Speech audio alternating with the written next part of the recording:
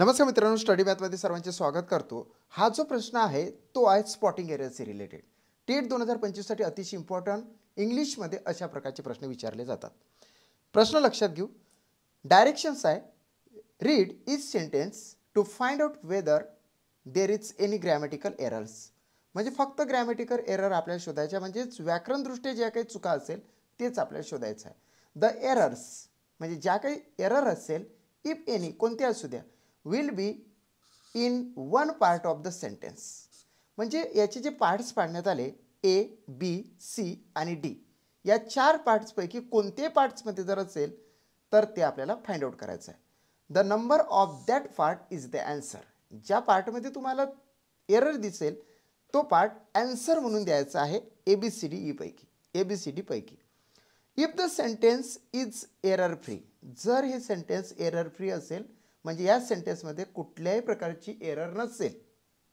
As the answer no error, choose no error as the answer, म्हणजेच DE नंबरचे answer आपल्याला choose करायचं आहे. Ignore the errors of punctuation if any. म्हणजे काय की पंक्च्युएशन मार्क्स असेल म्हणजे जे काही विरामचिन्हे आहे त्याचा आपल्याला विचार नाही करायचा की बाबा इथं हेच विरामचिन्ह दिली, इथं फुल स्टॉपच दिला, इथं ऑब्लिकच दिलं, याचा विचार करू नका. आता क्वेश्चन काय बघा, एमध्ये आहे. पहिलं तर एक काय करायचं की पूर्ण सेंटेन्स तयार करायचं. आपण पूर्ण सेंटेन्स आधी तयार करू. Among the various challenges faced by the team, the lack of resources were the most significant. आधी लक्षात घ्या की याला मराठीमध्ये थोडंसं कन्वर्ट करायचं. अमॉंग द व्हेरियस चॅलेंजेस म्हणजे अनेक आव्हानांपैकी बरेचशी आव्हानं फेस्ड बाय द टीम, जी काही टीम असेल त्या टीमने फेस केलेले आहे. म्हणजे बरेचसे चॅलेंजेस, बरेचसे आव्हानं या टीमने फेस केलेले आहे.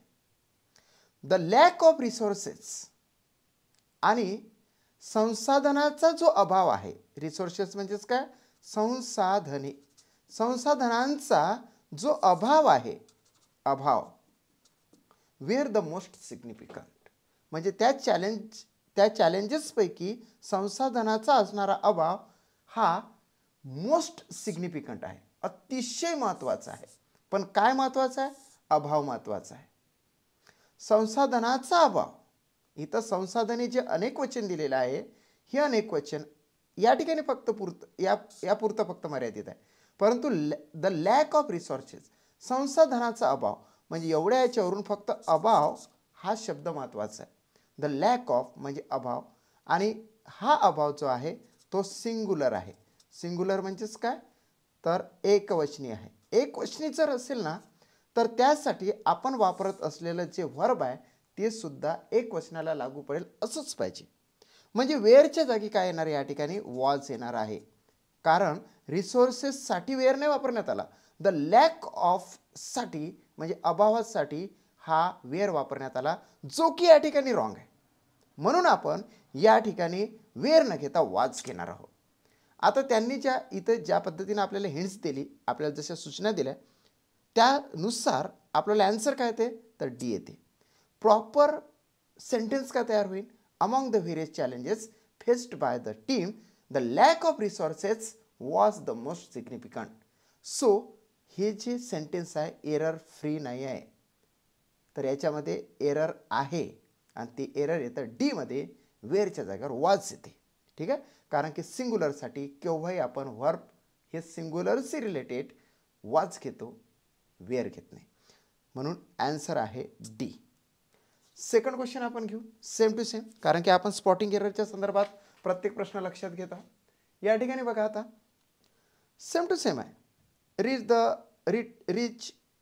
Read is sentence to find out whether there is any grammatical error, जे मी आधी सांगितलं तेच. आता फक्त आपण या क्वेश्चनकडे लक्षात देऊ.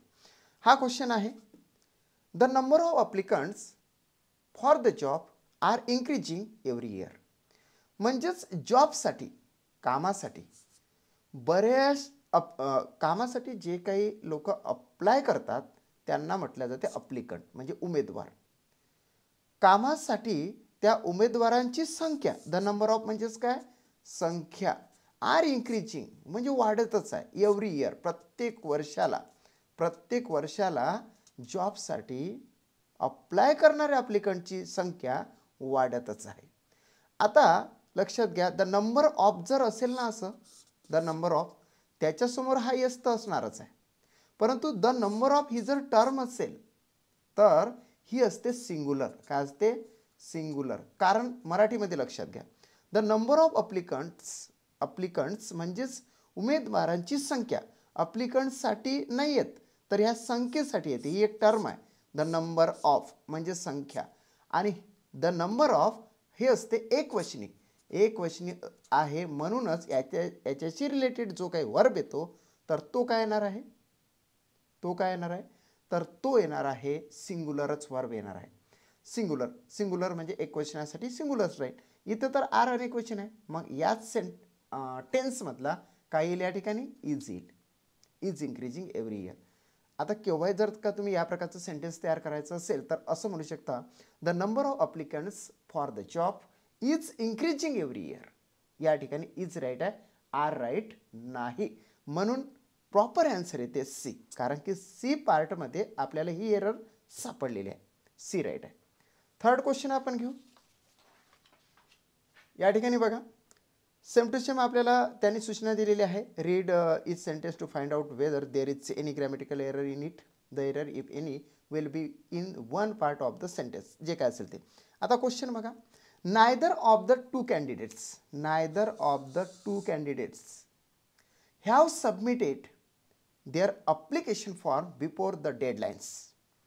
म्हणजेच डेडलाईनच्या पूर्वी, जे काही तारीख असते त्या तारखेच्या पूर्वी, neither of the two candidates, दोन कॅन्डिडेट्स आहे, त्या दोन कॅन्डिडेट्सपैकी एकानेही नाही. याचा अर्थ काय आहे? एकानेही नाही म्हणजे कोणीच नाही म्हणजेच एकानेही नाही, म्हणजे एक याचा उल्लेख या ठिकाणी आलेला आहे.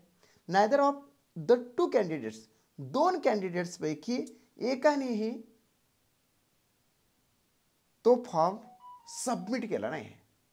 मग एकाने नाही, हे जे the number of neither of the two candidates, neither जो शब्द असतो त्यासाठी आपल्याला केव्हाही या ठिकाणी सिंग्युलरच वर्ब मीन्स सिंग्युलरच ऑक्झिलरी अर्थात हेल्पिंग वर्ब वापरावं लागते. या ठिकाणी हॅव न घेता काय येणार आहे? हॅज येणार आहे. बिकॉज एकानेही नाही म्हणजे हे एक काय झालं, नायदर ऑफ द हा सिंग्युलर येते. काय ते? सिंग्युलर येते. म्हणून सिंग्युलर येते, म्हणून सिंग्युलरसाठी वर्ब हॅव येणार नाही, कारण की ते प्लुरलसाठी येते, अनेक वचनासाठी आपण हॅव वापरतो. या ठिकाणच्या सेंटेन्समध्ये कॅन्डिडेट्ससाठी हॅव वापरल्यासारखा आपल्याला वाटतो, परंतु त्या कॅन्डिडेट्सचा उल्लेखच या ठिकाणी होत नाही, कारण त्या दोन कॅन्डिडेट्सपैकी एका कॅन्डिडेटचा उल्लेख या ठिकाणी आहे. म्हणजे एकाने नाही, एकाने म्हटल्यापेक्षा एकाने नाही, शून्य कॅन्डिडेट्स. म्हणून या ठिकाणी आपल्याला हॅवच्या ऐवजी हॅज वापरावं लागते.